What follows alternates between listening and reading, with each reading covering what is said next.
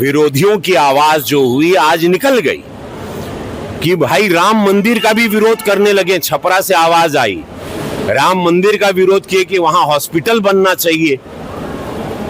तो वही विरोधी आज बिहार सुन ला हो, समस्त बिहार से कहते हैं कि मां सीता के मंदिर का भी विरोध हो रहा है। यही विरोध, यही पार्टी, यही विरोधी चेहरे यूपी में भी किए, लेकिन मोदी जी, योगी जी कड़क वहां खड़े रहे। पूरा सनातन धर्म खड़ा रहा। माननीय सुप्रीम कोर्ट ने सब कुछ पक्ष को देखा और वहां भव्य मंदिर 500 साल बाद बना। अब मां जानकी का मंदिर भव्य बनने जा रहा है।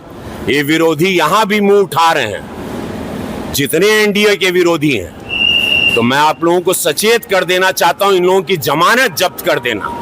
जहां सनातन के विरोध में कोनो बात भई, जहां हिंदू विरोधी, हमारी आस्था हमारी मां है, मां जानकी मां है।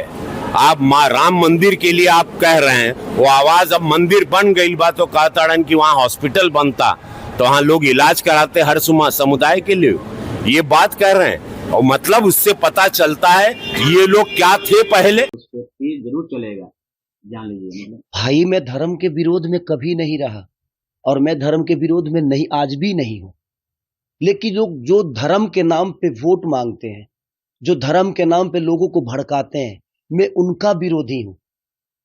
अब उनको लगता है कि मैं उनके सोच का विरोधी हूं तो मैं धर्म का विरोधी हो गया। मैंने राम के बारे में थोड़ी कुछ कहा। मैंने बोला कि भाई मंदिर जरूरी है, बट कॉलेज भी तो जरूरी है, शिक्षा भी तो जरूरी है, अस्पताल भी तो जरूरी है, लोगों के रोजी रोजगार भी तो जरूरी है। आप सिर्फ मंदिर मस्जिद बनाकर लोगों को कितना रोजगार दोगे आप? श्रद्धा दिल में होता है किसी भगवान के लिए, मंदिर में भगवान नहीं होता है, हमारे दिल में होता है, उत्पन्न होता है, तब हम मंदिर जाते हैं।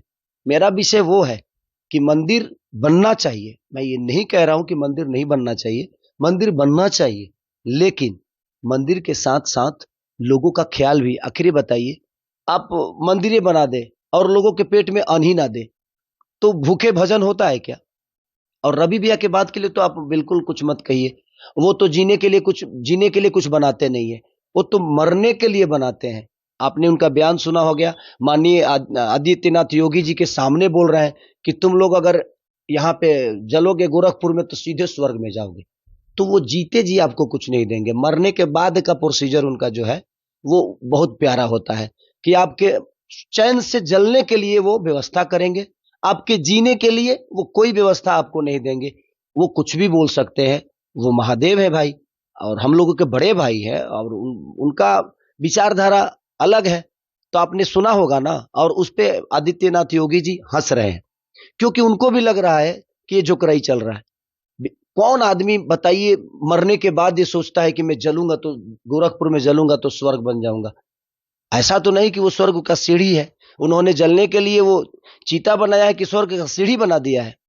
रावण तो स्वर्ग का सीढ़ी बना नहीं पाया, लेकिन हमारे रवि भैया ने स्वर्ग की सीढ़ी गोरखपुर में बना दी है।